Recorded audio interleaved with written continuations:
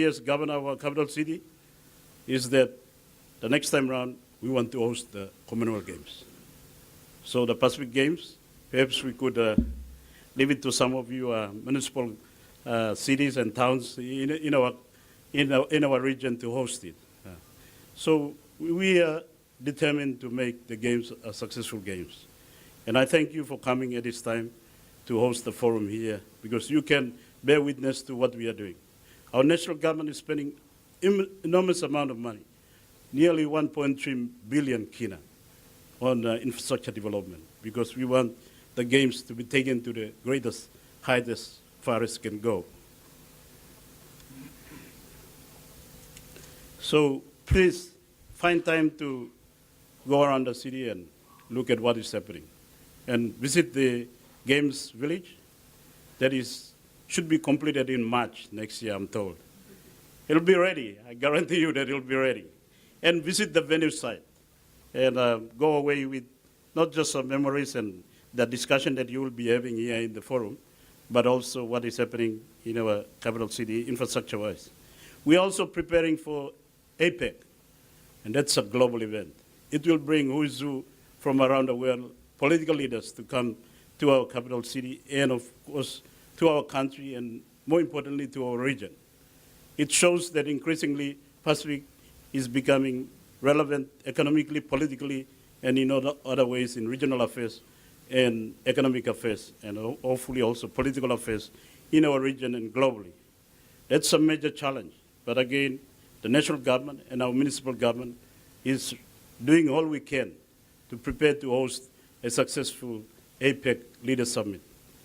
And the leading up conferences and forums that are going to take place as we speak now into 2018. It's going to happen. And we are excited about that because we are trying to bring the region and the world to the Pacific. And Port Moresby, I believe, is the city that can do it for us. And this fits into my plan as governor of our capital city. I see our city here not just as a capital for our country, but hopefully you all in the Pacific too can see it as a regional city, a regional hub, socially, economically, culturally, and for the games too. You can beat us in rugby union, we don't care as long as you all come and play here. Yeah, that's our plan. But we'll still beat you in rugby league, unless we go to England where it's too cold. Yeah. That's our big excuse. But as Port Moresby is going through all this major transformation, may I remind you that we're still tackling with all the basic issues that your cities and your authorities also face in your respective countries. From waste collection, we still have a big problem. Our dream and hope that I've set for our capital city is to have a zero waste status, hopefully tomorrow. But it's still a big problem here in Port Moresby. The attitude of our people to waste too is not very, very good, and we're spending a lot of money, time, and resources trying to get it into an acceptable type of behavior. Some of you will read the newspaper too. We still have issues with many ethnic groups. And I'd like to remind you all again that Papua New Guinea, we are a nation of 1,000 tribes, 800 languages. Getting it together for the whole country, and especially here in the capital city, is a headache. It's a headache. But let me also qualify that by saying that we have done very well to merge these many different tribes together, many different languages together into one nation. We have survived up to now. Some have doubted that we will make it, but we have survived up to now, and we are confident that we will survive into the future. These 1,000 tribes, 800 different languages, blending it together to become one nation. It's going to happen, and it's happening. We're facing many challenges. You will read in the newspaper some of bad behaviors that's still going on, but otherwise, most of the 800 tribes, 1,000 of our language, they're blending together. I can testify to this because as governor of our capital city, where all our 1,000 tribes and language groups come together, congregate, that's what I face every day. And as I look at the agenda that you all have put together for this forum, I can see, that a lot of discussion that is positive will take place. A lot of discussion that are relevant to all of us will take place.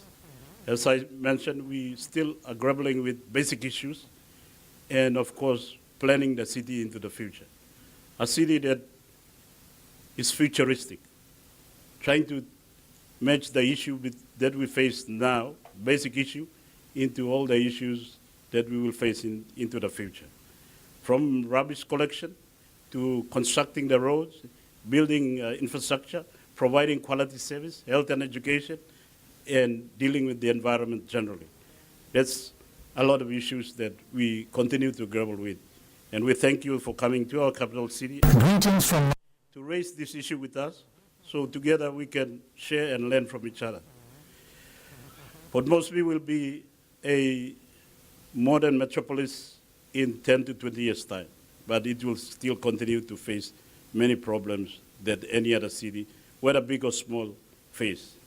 For myself as a governor, I would like to believe that many of these challenges are solvable. We can solve them. Compared to many cities in the world, we are not a very big city. We are, in Pacific terms, maybe a big city, 600 to 700,000 people. But we are globally still a small city, and we can solve many of these problems. Our biggest challenge, of course, remains merging our people together. 1,000 tribes, 800 language groups. We are the capital of the capital of the world. That's what I would like to see Port Moresby being globally notorious for, the language capital of the world, and not for some bad things that you've had before. As the governor, I want to assure you, you will be well looked after. Our municipal government, our city manager and their staffs are here. People from our officers from the Intergovernmental Affairs led by Deputy Prime Minister are also here. They will make sure that you all have a good time, safe and sound, and you'll go back to your families and to your towns and cities well looked after with fond memories of our capital city and of our people. Thank you once again, and I welcome you warmly to our capital city and wish you all the best in the deliberation that is about to come. Thank you very much.